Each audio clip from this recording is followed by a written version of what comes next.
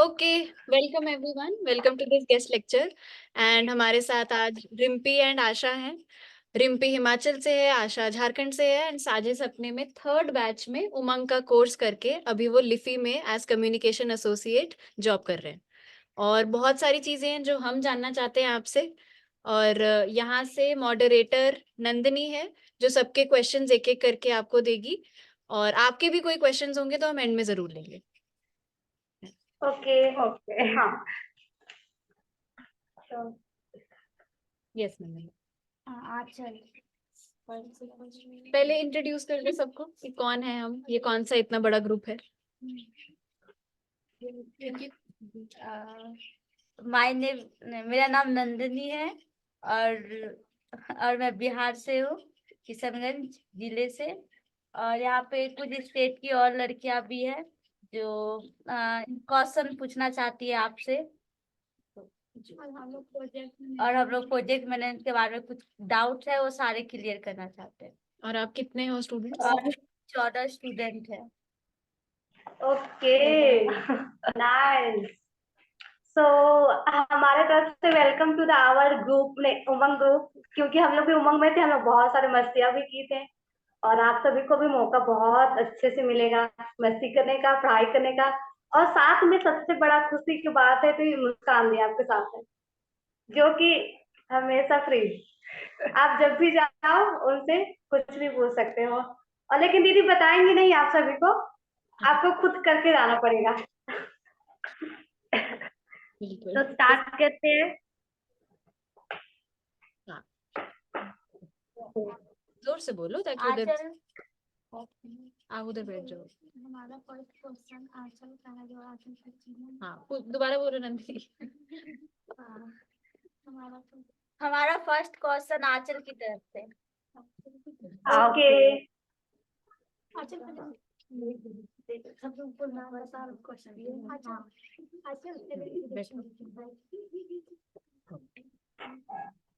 Hello दीदी। Hi uncle, कैसे हैं? हम ठीक है, आप बताओ। बस बोलने के लिए ठीक है। मेरा क्वेश्चन है, साझे में आने से आपको किस किस परेशानी से झेलना पड़ा है? ओके, किस किस परेशानी से? तो इसका आंसर तो मैं पहले सबसे पहले देना चाहूंगी, क्योंकि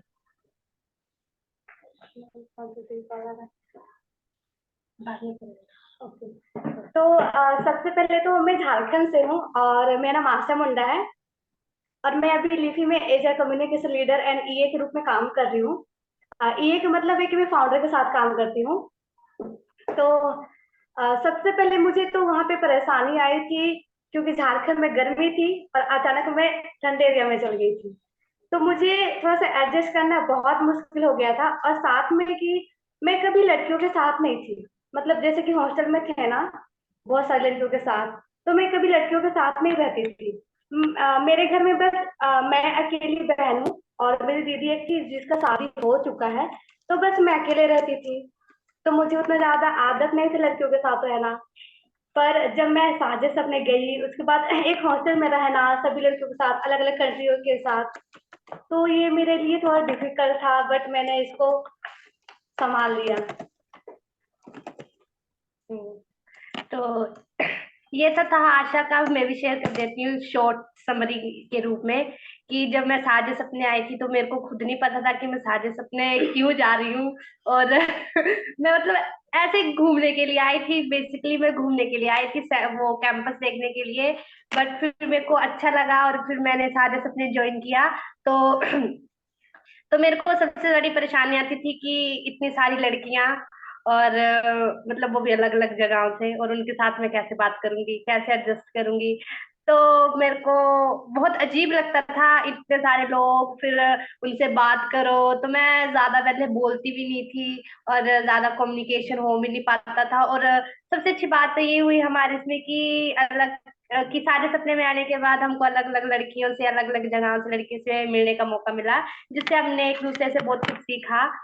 और प्लस और क्या मतलब, हाँ बेसिकली एडजस्ट करने में हमको दिक्कत आई थी। फिर जब हमारे कोर्स डिवाइड हुए तो वो हमारी पढ़ाई में हमको उसमें भी बड़ी सारी दिक्कतें आती थी, बट हाँ दिक्कतें आती हैं पर सोल्व भी हो जाती है। जब हमारा ग्रुप हमारे साथ होता है तो वो सोल्व भी हो जाती हैं। तो ज्यादा कुछ दिक्कतें आती नहीं है वैसे। और बाकी तुम लोगों का भी देखोगे आगे आगे कि क्या क्या होता है। हाँ, और तो कुछ होता नहीं। हाँ जी। मेरा दूसरा सवाल है, सांझे में आने से आपको किसका सपोर्ट मिला था सांझे में आने में? मतलब अब साझे सपने में या फिर साझे सपने से आने से पहले हमको किसने सपोर्ट किया था? अच्छा, तो आने से पहले ही ना, तो साझे सपने मैं दोनों बता देती हूँ तो ठीक है। तो साझे सपने में आने से पहले अब मेरे को किसका सपोर्ट था? पूरी फैमिली का सपोर्ट था पीछे से कि तुम जाओ, तुमको जो करना है तुम करो। बस मेरे को कॉलेज नहीं जाना था। तो मैंने बोला था कि मेरे को कुछ और करना है। तो फिर यहाँ पे जो रोशन लाल जी काम करते हैं, जानते हो आप? सुना होगा, नाम तो सुना होगा। तो हाँ, आपकी वॉइस ब्रेक हो रही है। आपकी आ रही है, आप कंटिन्यू करो। ओके, तो रोशन लाल जी जो वो मेरे मामा जी हैं। तो फिर उन्होंने मेरे को बताया था इस साझे सपने के बारे में। तो मैं साझे सपने आई और पूरी फैमिली का सपोर्ट था मेरे को। और साझे सपने में आने के बाद पूरे साथ जब मेरा ग्रुप सपने वालियों का, मेरा सपना दल प्लस दीदी दल दोनों का सपोर्ट था। तो आशा गई है, कुछ रखा है गैस के ऊपर और वो चढ़ा के। क्या हो गया? आजा। बता दिया। हाँ हाँ, तो मैं बताती हूँ। जैसे कि मैं साझे सपने के बारे में मुझे पता चला था। मैं पहले एक संस्था था, आहान फाउंडेशन, झारखंड में ही है, मेरे घर के तो ऐसे बगल में ही था। तो मैं वहीं पे ऐसे जाके मैं बच्चों को बेसिक चीजें सिखाती थी और साथ में फोटोग्राफी भी करती थी। तो मुझे वहीं से साझे सपने के बारे में पता चला था। उसके बाद मुझे तो जब पता चला कि वहाँ पे साझे में बहुत सारे स्किल्स भी सिखाए जाते हैं और वहाँ से जॉब भी मिलता है, तो मुझे बहुत खुशी हुई। मुझे आने का बहुत मन करने लगा। फिर मैंने अपने घर वालों से बात की थी, बट मेरे घर वाले थोड़े से पुअर फैमिली से बिलोंग करते हैं, तो मेरे घर वाले बिल्कुल मना कर दिए थे। पर भी मेरा जिद था कि मैं जाऊं। और मेरा पहले से भी था कि अलग मतलब जैसे कि झारखंड से अलग कहीं जाके पढ़ाई भी करूं। तो फिर मैंने अपने घर वालों को बहुत मनाया, बहुत ज्यादा, लगभग एक दो मंथ मेरा इसी में चल गया था। बट मेरे घर वाले बिल्कुल नहीं मतलब मान रहे थे। फिर जो संस्था वाले हैं, तो फिर जिस संस्था से मैं थी, वो वहाँ की दीदी, फिर जो सुरभि दीदी अभी हमारी है, फिर उनसे बातचीत हुई। फिर वो दोनों मिलकर फिर मेरे मम्मी पापा से बात किए, फिर उसके बाद मेरे घर वाले मान गए। सपोर्ट किसका मिला? फिर उसमें मेरा सपोर्ट घर वालों का तो किसी का उसमें नहीं मिला था। बट जिस संस्था से मैं थी, उस संस्था के लोगों से मुझे बहुत सपोर्ट मिला था। उसके बाद मैं जब हिमाचल गई साझे सपने में, वहां पे उसके बाद मुझे सभी दीदी का सपोर्ट मिलने लगा। अगर मुझे कुछ चीजों में प्रॉब्लम आती थी तो मैं हमेशा स्टैंड करती थी। तो फिर ऐसे करते करते सब हो गया। वो आगे का सवाल अपर्णा दीदी से। अपर्णा दीदी का ओके। अगली बार पायल तो क्वेश्चन है, वो पायल वाला ये कर ली हो ना शायद दूसरी। अच्छा, पायल करेगी। ओके।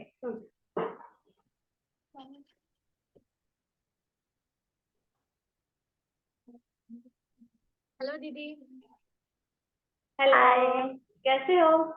ठीक हो, मैं आप कैसे हो? हम भी ठीक है। काम के साथ साथ मस्तियां भी करते हैं हम लोग। झूठ मेरा नहीं क्वेश्चन, करती। जब आप सांझे सपने में आए थे तो आपको 2 मिनट। हाँ। ओके। जब आप सांझे सपने में आए थे तो आपको आपके घर की याद आई थी, तो अब आपने आपको अपने कैसे संभाला था? जब आपको आपके घर की याद आती थी तो आपने कैसे संभाला था अपने आप को? तो ये क्वेश्चन तो आशा को जाता है। ओके, हाँ, ये तो मेरे लिए है। जब मैं घर से आई थी तो पहले तो मुझे घर से पहले सपोर्ट नहीं मिला था ज्यादा, तो इसके चक्कर में मुझे उतना ज्यादा याद भी नहीं आ रहा था घर वालों का। बट कभी कभी याद आता था, मैं मम्मी से बातचीत भी करती थी। तो जो एक अंजनी दीदी है जो सोशल मीडिया संभालती है, वो झारखंड से ही है। और दो लोग झारखंड से ही थे, तो मैं उनसे बातचीत करती थी। तो मुझे बस वो लोग हमेशा दिलासा देते थे कि हम भी तो हैं यहाँ पे, हमें तो याद नहीं आता है। तो फिर उनसे बातचीत करके फिर मुझे उतना ज्यादा घर का तो मुझे याद नहीं आया, क्योंकि मुझे अपना जो मेरा था कि मुझे अपना करियर मतलब फोकस करना अपना पढ़ाई पे। तो मुझे, मैं कहूँ तो मुझे उतना ज्यादा घर का याद नहीं आया, थैंक यू। क्योंकि मैं पढ़ाई पे ज्यादा सीरियस हुई थी। मैं ये नहीं सोचती थी कि मेरे घर वाले कैसे हैं।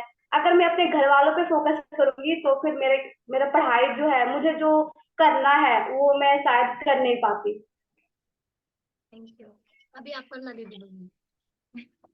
हाँ, अगर आपको भी मैं एडवाइस देना चाहती हूँ, अगर आपको भी ऐसा लगता है कि मुझे घर का बहुत ज्यादा याद आ रहा है, तो आप ऐसे फ्रेंड बनाओ जिससे कि आपको लगे कि हाँ ये मेरी फ्रेंड है, मेरी मम्मी जैसी है, तो फिर आप भूल जाओगे घर को।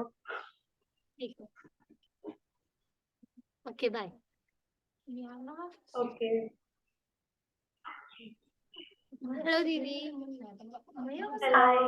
My name is Aparna. मुझे आपसे ये क्वेश्चन जानना है कि जैसे आप भी यहाँ साझे में पढ़ते थे, तो आपको इतना ज्यादा असाइनमेंट्स मिलती थी, आप टाइम मैनेज कैसे करते थे अपना?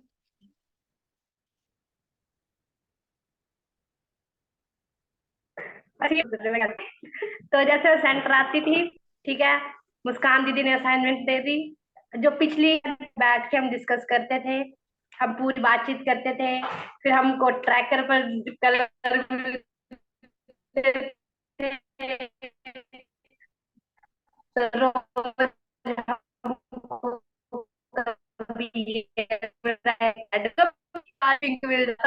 तो हम उस दिन बड़े खुश हो जाते थे। तो फिर हम नेक्स्ट असाइनमेंट होती थी, तो दीदी असाइनमेंट देख चले जाते थे, फिर हम गप्पे वप्पे मार लेते थे, सोचते थे अच्छा डेडलाइन तो परसों है, चलो कल कर लेंगे। इतना होता था, अगला दिन भी निकल जाता था। बट हाँ, हमारा ये होता था कि हम कर लेंगे, कि हमारा मेरा ये होता था कि assignment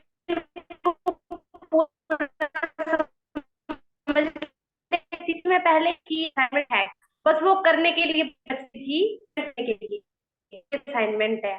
क्योंकि तो आप ये थोड़ी अभी भी कर सकते हो, तो उससे वीडियो मैनेजमेंट हो जाता है। तो वीडियो बंद अच्छा कर। कट रही है। हेलो, अभी आ रही है? Okay okay.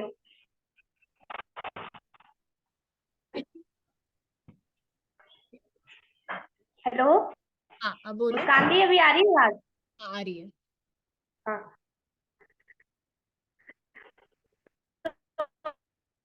तो मेरा मतलब जो यस। अभी आ रही है दी आवाज? हाँ, अब आप ऑन कर लो वीडियो। ठीक है। हाँ, अब टाइम मैनेजमेंट करना सीखो। अच्छा अच्छा, मैं दोबारा बोल लूँ तो अपर्णा, पहले जो बोला वो मतलब समझा पाई ना, वो पहले क्या बोला मैंने? नहीं, बट तो मेरा टाइम, हाँ टाइम मैनेजमेंट क्या बताऊँ, मेरा टाइम मैनेजमेंट कैसा होता था।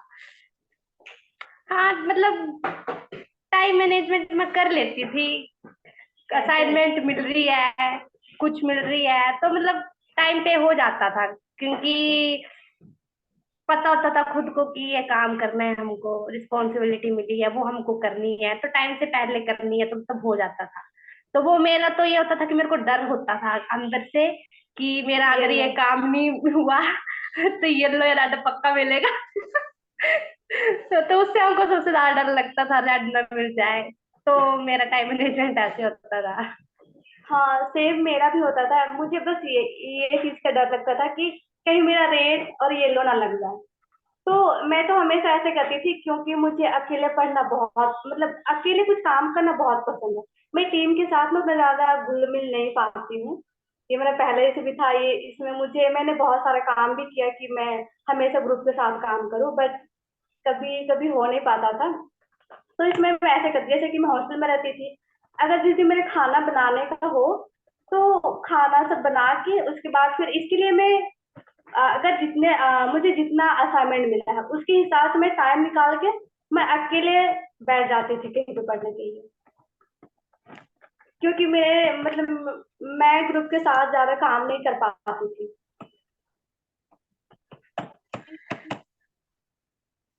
जैसे कि अगर आपको असाइनमेंट मिल रहा हो, तो आप ऐसा भी कर सकते हैं कि आप उसका टाइमिंग बांध लीजिए कि मुझे इस टाइम पे मुझे वो काम करना ही करना है।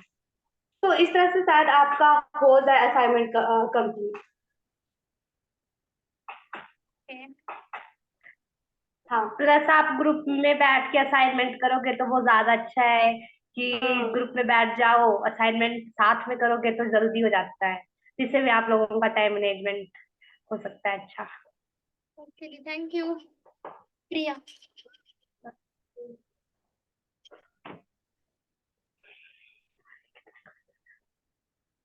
हेलो दीदी। हेलो। हेलो।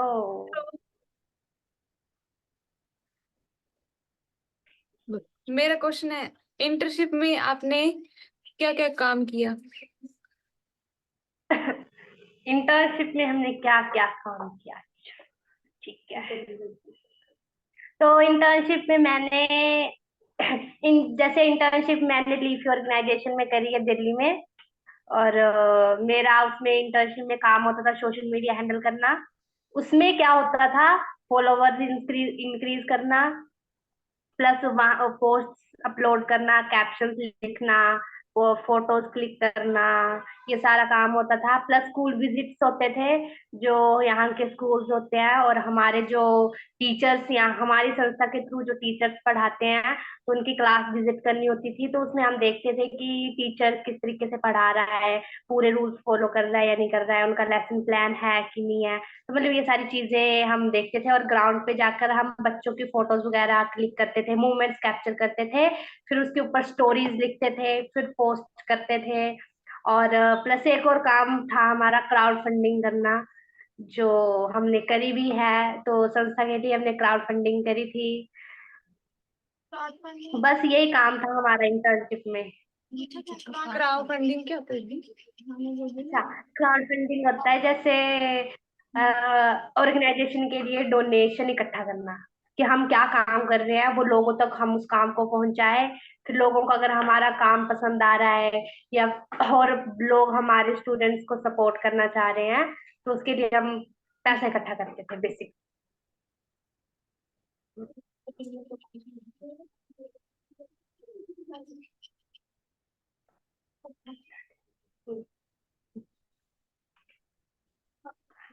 हाँ, तो अब मैं बता रही हूँ। जैसे कि मैं भी लिपि संस्था में इंटर्नशिप की थी 2.5 महीने की। और मेरी प्लेसमेंट हरियाणा के पुरखासरा के गांव में हुआ था।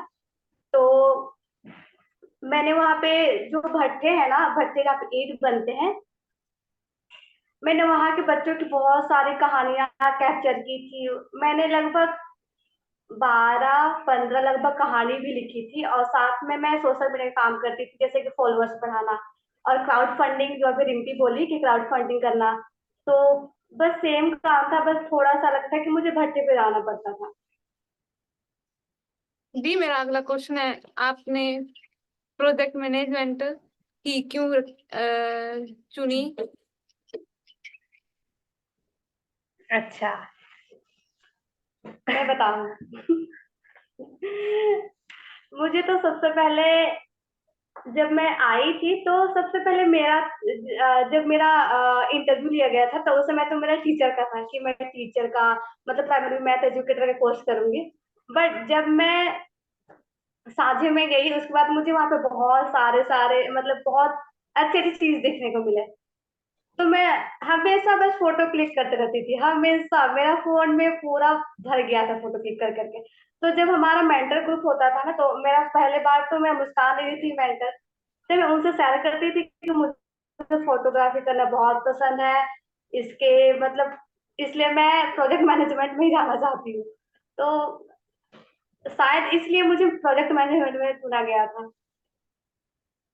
और मुझे इसमें मतलब मुझे पहले तो ये लगा कि मैं प्रोजेक्ट मैनेजमेंट में चल गई, बट जब मैं काम करने लगी, अपना असाइनमेंट करने लगी, और बहुत मतलब अच्छे अच्छे क्वेश्चन भी आने लगे, उसमें हमें रील्स बनाने के लिए मिलता था, फोटो क्लिक करने के लिए मिलता था। तो ये सब मुझे काम तो बहुत पहले से मैंने इंटरेस्टिंग था, तो मेरे लिए अच्छा रहा।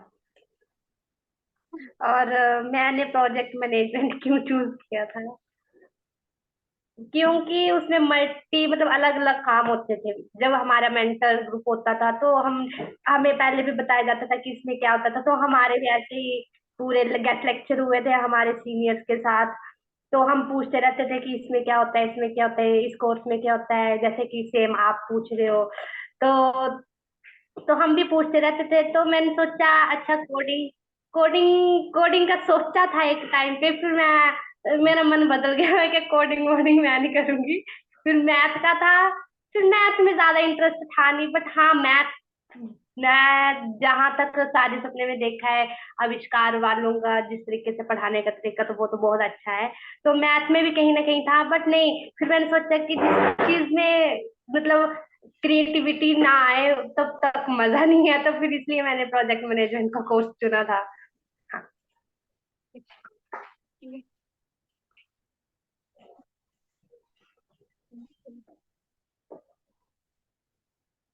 नाजिया नाजिया हम्म,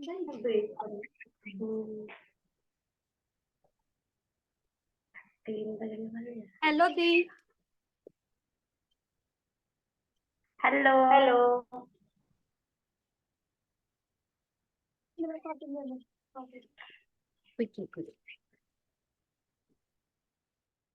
और बताओ कैसे हो आप?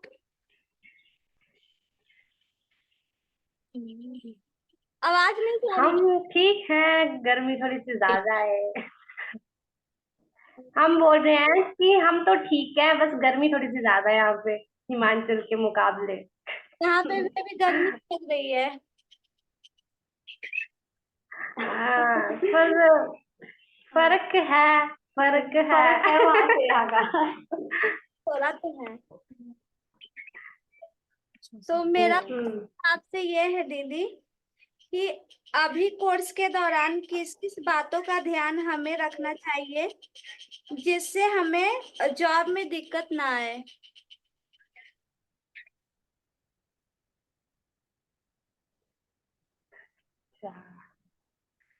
कौन सी ऐसी बातें हैं जिनका ध्यान रखना चाहिए जिसमें हमको जॉब में दिक्कत ना आए। हाँ। पहले तो हार्ड वर्क करना सीख लो जितना हो सकता है। अपने आप को पूरा मतलब उस चीज में ये कर दो कि नहीं हमको ये चीज करनी है, तो इससे हम पीछे नहीं हटेंगे। दूसरा ये कि जितना तुम लोग खुल सकते हो लोगों के साथ, जितना तुम लोग बातचीत करोगे उतना तुम लोगों का कॉन्फिडेंस बढ़ेगा, और उतना तुम लोग कम्युनिकेट कर पाओगे अलग अलग लोगों से। क्योंकि जॉब में ये होता है कि हमको उसी एक ग्रुप में नहीं रहना पड़ता है, हमको अलग अलग लोगों के साथ बातचीत करनी पड़ती है। तो एक तो ये चीज होगी। दूसरा टाइम मैनेजमेंट बहुत जरूरी है, टाइम पे चीजें करना, तो ये भी सीख लेना अच्छे से। और दूसरा और क्या था, हाँ पेशेंस वाली स्किल भी थोड़ी सी अपनी हम्म। इम्प्रूव कर लेना। अगर किसी को गुस्सा आता है, किसी को मतलब ये होता है, तो वो थोड़ा सा पेशेंस वाली स्किल पर भी काम करना। और रुकना 1 मिनट, मैंने लिखी थी स्किल्स और मैं लिख रही थी अभी बैठ के। और जैसे कि आप सभी अभी काम जैसे कि ट्राई कर रहे हो ना, अभी तो स्टार्ट ही चल रहा है, बट जितने भी स्किल्स अगर दीदी सिखा रही है तो उसको आप एक्स्ट्रा टाइम देने की कोशिश करो। उसको जैसे कि अगर आपको कैनवा सिखा रही है दीदी, हाँ। तो उसको आप अपने घर में जाके और ज्यादा इम्प्रूव करो कि मैं इसको और ज्यादा कैसे इम्प्रूव कर सकती हूँ, उसका प्रैक्टिस करो। तो फिर ये मुझे लगता है अच्छा होगा आप लोगों के लिए कि मतलब किसी भी काम को अपनी तरफ से टाइम देना। और एक और चीज होती है कि जैसे दीदी ने आपको कोई चीज दी है या फिर कुछ असाइनमेंट दी है, और जैसे दीदी फॉलो अप लेते हैं ना बीच बीच में कि तुम लोगों की असाइनमेंट कहाँ तक पूरी हुई, कहाँ तक तुम लोगों का काम चल रहा है, या कोई प्रोजेक्ट दिया है, तो इन सब चीजों में तुम लोगों को ये ध्यान रखना है कि तुम लोग भी कभी फॉलो अप लेना मत छोड़ना किसी भी चीज का। अगर तुम लोगों ने किसी को काम दिया है या फिर जो तुम लोगों को किसी से बात करनी है, तो उस चीज का तुम लोगों को time time to follow up लेना बहुत जरूरी है। और खुद से प्रॉब्लम सॉल्व करोगे तो अच्छा है मेरे हिसाब से, और बाकी तो लोग होते हैं सपोर्ट के लिए। हाँ, हम्म। तुम और एक्सेल पर काम करना तो बहुत जरूरी है, वो उस पर भी थोड़ा सा ज्यादा फोकस करना। एक्सेल पे और कम्युनिकेट पर, कम्युनिकेशन दूसरों से करना, इस पे बहुत ज्यादा जरूरी है ये मुझे दो लगता है। चीजें तो हाँ। इम्पोर्टेंट है। हो गया दी?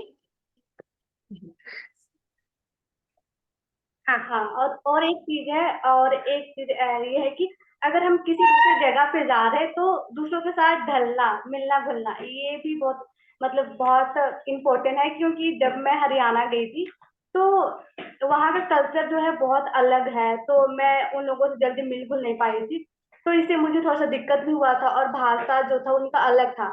तो उनसे अगर समझ नहीं आ रहा है तो किसी से क्वेश्चन करो कि मुझे नहीं समझ में आ रहा है, आप मुझे बता दीजिए, तो क्वेश्चन करना भी जरूरी है। ठीक है दी, थैंक यू दी। ओके। बबली आ जाओ।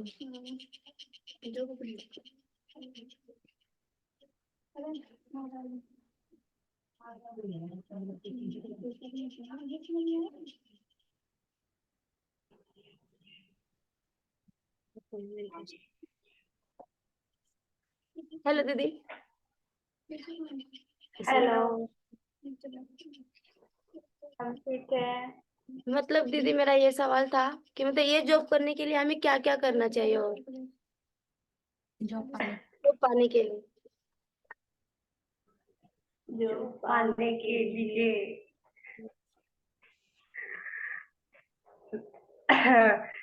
तो हाँ, तो जो पाने के लिए तो सबसे पहले जो तुम लोगों को सिखाया जा रहा है वहां पे, वो सारी चीजें, सारी स्किल्स जॉब में काम आती हैं, तो उनके ऊपर आप लोग पूरा पूरा फोकस करो। जितना टाइम दे सकते हो उतना दो, जितना घसीट सकते हो उतना घसीट दो। हम भी दीदियों की तरह बोलेंगे कि जितना तुम लोग रगड़ सकते हो खुद का रगड़ो, बाद में मुश्किल होती है नहीं तो। और जॉब को पाने के लिए तो खुद में कॉन्फिडेंस होना बहुत जरूरी है। एक तो तुम लोगों में कॉन्फिडेंस होगा तो ऑब्वियसली तुम लोगों को कुछ ना कुछ मिल जाएगा करने के लिए। और ऐड करना। और मेहनत करना। अगर हम में हाँ। किसी कोई भी चीज, अगर जैसे कि अभी हम प्रोजेक्ट मैनेजमेंट में है, और कोई दीदी जैसे कि सुरभि दीदी लेती है सोसाइटी का, तो हम ऐसा सोचते हैं कि ये मेरा कोर्स है, इसी में हम ज्यादा ध्यान देंगे। तो ऐसा बात नहीं है। हमें अगर हमें ये काम दिया जा रहा है तो उससे अलावा भी हमें कोई और भी काम दे सकता है, तो फिर सभी काम को मैनेज करना। हम्म, और प्रॉब्लम सॉल्विंग करना, अपनी प्रॉब्लम्स को सॉल्व करना, उसको समझना, और जिस सिचुएशन में तुम लोग हो उस टाइम पे मन करता है कि जॉब छोड़ देते हैं, क्या करनी जॉब घर चलो, ये वाला ख्याल आता है और मेरे को भी आया था। तो उस टाइम पे तुम लोगों के पास ऐसा पर्सन ही होना चाहिए कि जिससे तुम लोग एडवाइस ले सको। तो ये है कि गिव अप ना करो, करते रहो, हो जाता है सब कुछ। और टेंशन मत लो, नहीं टेंशन लो तभी सब कुछ होता है मेरे हिसाब से। अगर टेंशन नहीं लोगे चीजों की तो फिर कुछ नहीं हो पाएगा। बट हमारे साइड से तो हाँ। अभी यही है कि अभी जितना भी सिखाया जा रहा है उसको मतलब खुद से भी करने की कोशिश हाँ। करो, और ज्यादा टाइम दो, और बस यही है। और जितना हो सके उतना सर्च किया करो कि अच्छा ये चीज है, इसको हाँ। हम और कैसे ये कर सकते हैं, ये और जगहों पर कैसे काम में आ सकती है, तो उसके बारे में नॉलेज इकट्ठा करो। बस यही है।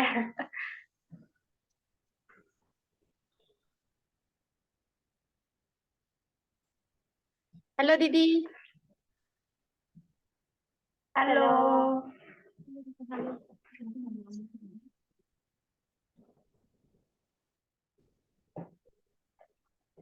मेरा क्वेश्चन है आप लोगों से, मतलब आप आपकी जॉब कैसे लगी? हमारी जॉब कैसी लगी? तो जैसे कि मेरी जॉब कैसे लगी थी, जैसे मैंने इंटर्नशिप करी 2.5 महीने की, उसमें हमारी परफॉर्मेंस देखी गई थी। बस हमको यहीं से जॉब का ऑफर आया था, तो उसके लिए हमने इंटरव्यू दिया था। हाँ, हमारा एक इंटरव्यू हुआ था इंटर्नशिप के लास्ट में, हमारा एक इंटरव्यू हुआ था जो कि हमारे फाउंडर ने लिया था हमारा इंटरव्यू। तो उसके बाद उस इंटरव्यू में हमसे पूछा गया था कि पहले तो हमारी 2.5 महीने की जर्नी पूछी गई, फिर उसके बाद जो हमने सीखा है वो पूछा गया, फिर कुछ टेक्निकल क्वेश्चन थे। मतलब प्रोफेशनल वाला इंटरव्यू हुआ था वो लास्ट में, इतना डेंजर था ना वो मेरे को लगा और था। उसमें हमें हाँ लीफी को रेटिंग भी करना था कि लीफी कैसा है, क्या काम करता है, ये सब। हाँ। तो मतलब हमारी तो यही लगी थी कि इंटर्नशिप करी, इंटर्नशिप में हमने काम किया, वो उसमें हमारी परफॉर्मेंस देखी गई। फिर जो जो रोल खाली थे, जो जो रोल की जरूरत थी, जिस जिस रोल की, वो रोल की उन्होंने हमारी ऑर्गेनाइजेशन ने वो निकाले। फिर उसमें हमने, उसमें से कितनी लड़कियां, कितनों का इंटरव्यू था हम लोग हमारे? 7 लड़कियां थे, तो 7 में से चार, 5 हाँ 5 का इंटरव्यू 5 हुआ का था। इंटरव्यू हुआ था। हम्म, तो हमारा तो यही हुआ था इंटरव्यू। फिर उसके बाद जब हम वापस गए थे तो हमको एक प्री वर्क मिला था जो कि बहुत बड़ा एक लेटर था, हमारा ऑफर लेटर टाइप था, जिसमें हमारी पूरी रिस्पॉन्सिबिलिटीज लिखी गई थी और पूरा ये था। वो हमारा एक प्री वर्क मिला था हमको एक करने के लिए। तो उसके बाद एक्सेप्ट और रिजेक्ट फिर हमने हिमांशु ला के किया था कि हम क्या करें। और दूसरा क्वेश्चन है, आपकी सैलरी कितनी है? हाँ जी, वो सुनाई नहीं दिया हमको। आपकी सैलरी कितनी है? अच्छा, मेरी सैलरी है 15,000। मेरी 12,000। Thank you. और दिल्ली में कैसे मैनेज हो पाएगी? ओके। मतलब आप अभी दिल्ली में रह रहे हैं, तो अपने आप को कैसे मैनेज कर रहे हैं? हम कैसे मैनेज कर रहे हैं? तो जैसे कि अब बजट का देखें तो एक ही है कि हमारी ऑर्गेनाइजेशन ने हमको रहने के लिए रूम दिया है, तो उसमें से हमारा बच जाता है। और बाकी तो हम मिलके या खाने का फिर हमें खुद का करना रहता है, तो हाँ। हम मिलकर कर लेते हैं। और मैनेज करना तो मैं तो झारखंड में पहले थी, उसके बाद गई हिमाचल, हिमाचल से हरियाणा। तो अब तो थोड़ा आसान हो गया है मैनेज करना खुद को कि दूसरे जगह में ढलना। बाकी घर की याद तो आती है सभी को। ठीक है। हाँ, पूछो। हेलो दीदी, मेरा नाम पंकजनी भगत है। हेलो। मेरा एक क्वेश्चन है, ओके। कम्युनिकेशन किसे कहते हैं दीदी? हाँ जी बोलिए। कम्युनिकेशन किसे कहते हैं? कम्युनिकेशन किसे कहते हैं?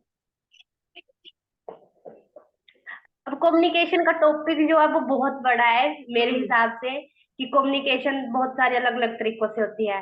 तो मेरे नजरिए से कम्युनिकेशन ये होती है कि हम अपनी बात को दूसरों तक कैसे पहुंचाएं और हम अपनी बात को क्लैरिटी से लोगों तक पहुंचा सके और लोगों की बात को हम समझ सके। तो मेरे हिसाब से कम्युनिकेशन ये है। हाँ, मेरे में भी तो यही है। सेम सब्जेक्ट का क्या चीज़ है? अच्छा, इस फोटो तो यही है। हाँ, मेरे साइड से भी यही है कि मैं मतलब सब बात को दूसरों को समझा सके और वो समझ सके। जैसे कि अगर मैं यहाँ पे अभी कम्युनिकेशन के रोल पे काम कर रही हूँ, तो उसमें बहुत सारा चीज आ जाता है।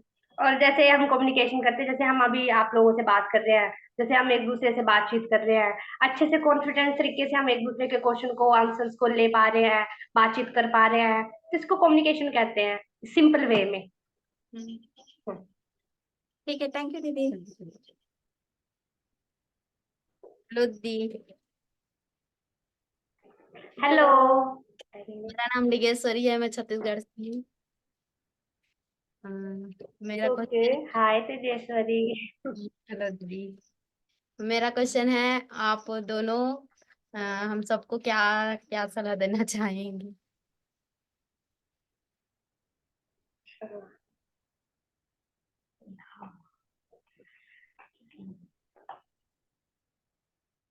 सलाह क्या दें हम आप लोगों को, आप लोग समझदार हो। समझ लो। अच्छा हम ये हाँ, क्या ले हाँ, जैसे कि टीम वर्क होता है हमारे ग्रुप में, तो ज्यादा से ज्यादा टीम वर्क करो। और तुम लोगों को ये ग्रुप दोबारा नहीं मिलेगा।